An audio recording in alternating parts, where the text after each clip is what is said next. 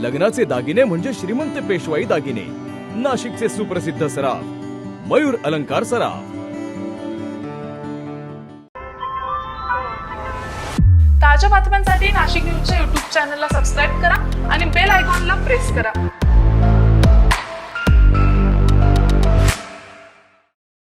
नाशिकमधून एक खळबळजनक आणि धक्कादायक घटना समोर येते। पालिका निवडणुकीच्या गदारोळामध्ये थेट 400 कोटी रुपयांच्या कंटेनरची लूट झाल्याचा गंभीर प्रकार समोर आलाय।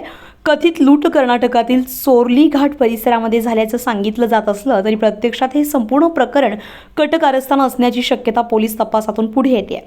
या संपूर्ण प्रकरणाचा उलगडा झाला तो नाशिकमधील तरुण संदीप पाटील यांच्या अपहरणानंतर। अपहरण प्रकरणाचा तपास करत असताना तब्बल 400 कोटी रुपयांच्या कॅशचा बनाव उघडकीस आलाय।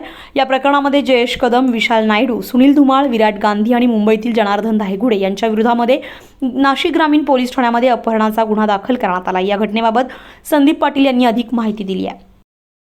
नाशिक दिशेने घेऊन जात असताना त्या गाडीमध्ये असणारे संबंधित विशाल नायडू, सुनील धुमाळ हे मला काही प्रश्न विचारत असताना की तूच भाऊ पाटील आहे का, तूच आमचे शेटचे कंटेनर लुटले आहे, आमच्या शेटनी तुझा व्हॉट्सअपला फोटो पाठवला आहे, ते आरोपी तुझ्याच नावाने फोन करताय, तुझ्याच नावाने 100 कोटीची मागणी करताय, असे विचारत मला त्यांनी मारहाण करणं चालू केलं।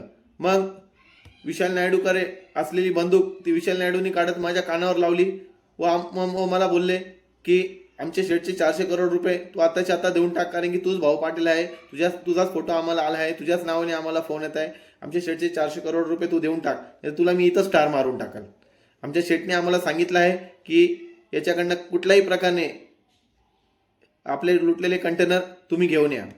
त्यामुळे मी त्यांना सांगत आलो की खरंच हे कंटेनर मी लुटलेले नाही, कोणीतरी माया नावाने तुमची दिशाभूल करतोय, माझा फोटो फिरतोय, माझा फोटो तुम्हाला चुकीच्या हेतूने फिरवतोय व मला अडकवण्याचा काहीतरी प्रयत्न करतोय।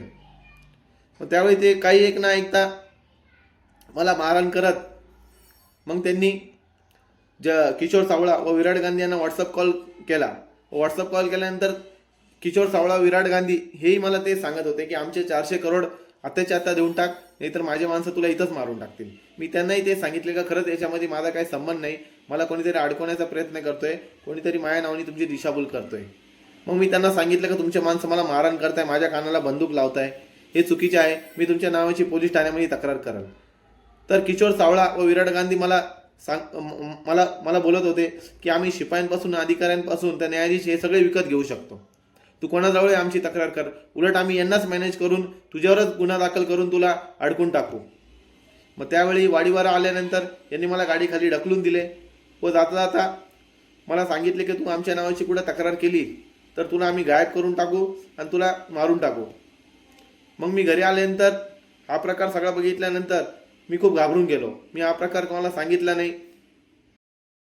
पोलीस तपासानुसार गोवा राज्यातून कर्नाटकातील एका देवस्थानकडे नेण्यात येत असल्याचा बनाव करून 2000 रुपयांच्या जुन्या नोटांचा कंटेनर, ज्यामध्ये तब्बल 400 कोटी रुपयांची रोकड होती, तो कंटेनर लुटल्याचा बनाव रचण्यात आलाय आणि याच माध्यमातून ही प्रचंड रक्कम लंपास करण्यात आल्याचा संशय व्यक्त केला जातोय। हे प्रकरण केवळ आर्थिक गैरव्यवहारापुरतं मर्यादित नसून त्याचं स्वरूप अत्यंत गंभीर, संवेदनशील आणि उच्च आर्थिक मूल्याचं आहे। तसेच यामध्ये राजकीय आणि सामाजिकदृष्ट्या प्रभावशाली व्यक्तींचा सहभाग असण्याची शक्यता व्यक्त केली जाते।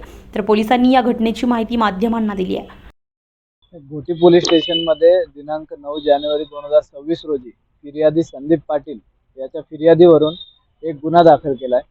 गुन्ह्याची हकीकत अशी आहे की संदीप पाटील याच्यावर कंटेनर लुटल्याचा आरोप लावून, म्हणजे पैशाने भरलेल्या नोटांचा कंटेनर लुटल्याचा आरोप लावून काही लोकांनी त्याला धमक्या दिल्या आणि हे आमचे पैसे आम्हाला परत दे या संदर्भाने त्याला मारहाण केली, त्याला धमकी दिली आणि त्याचं अपहरण केलं।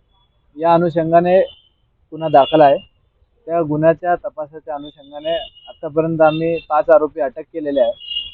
5वा आरोपी विराट गांधी हा आज रोजी आम्ही अटक केला आहे। त्याचा 28 तारखेपर्यंत आम्हाला पोलीस कोठडी मिळालेली आहे। संपूर्ण घटनेचा तपास सुरू आहे।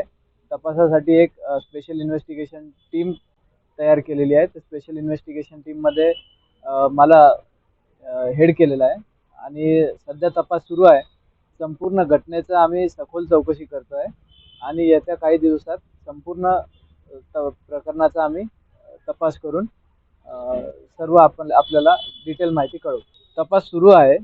तपास सुरू असताना मी अधिकृत आज रोजी आपल्याला सांगू शकणार नाही, पण तपास सुरू आहे. आम्ही सर्व प्रकारच्या ज्या काही गोष्टी आहेत त्या पडताळतोय आणि सत्य समोर येऊन येईल. आरोप असा केलेला आहे की 400 कोटी रुपयांचे कंटेनर होते आणि ते कंटेनर हे भाऊ पाटीलने लुटले आणि भाऊ पाटीलने लुटले म्हणून त्याला अपहरण केलं आणि ते पैसे देण्यासाठी त्याच्यावर दबाव. तपास सुरू आहे. प्रत्येक जण आपापल्या पद्धतीने फॅक्ट्स व्हेरीफाय आम्ही करतो आहे. तर जोपर्यंत संपूर्ण आम्ही कोणत्या निकषावर पोहोचत नाही तोपर्यंत आज रोजी मी काही सांगू शकत नाही. पण तपास सुरू आहे आणि आम्ही लवकरच याच्या कन्क्लुजनवर पोहोचू. अजून 2 आरोपी किशोर सावला आणि अझर असे 2 आरोपी फरार आहेत. आम्ही त्यांच्या मागावर आहोत. ते मिळतील आम्हाला. याच पार्श्वभूमीवर निष्पक्ष आणि स्वतंत्र तपासासाठी SIT म्हणजेच विशेष तपास पथकाची नियुक्ती केल्याचं पोलीस प्रशासनानं स्पष्ट केलं आहे. या प्रकरणामध्ये आतापर्यंत 5 आरोपींना अटक करण्यात आली असून 2 आरोपींचा शोध अद्याप सुरू आहे. हे प्रकरण गंभीर असून याचा सखोल तपास करण्यात येतोय. या प्रकरणाचे धागेदोरे कुठपर्यंत आहेत हे पुढील तपासातच समोर येईल. Bureau report, Nashik news, Nashik.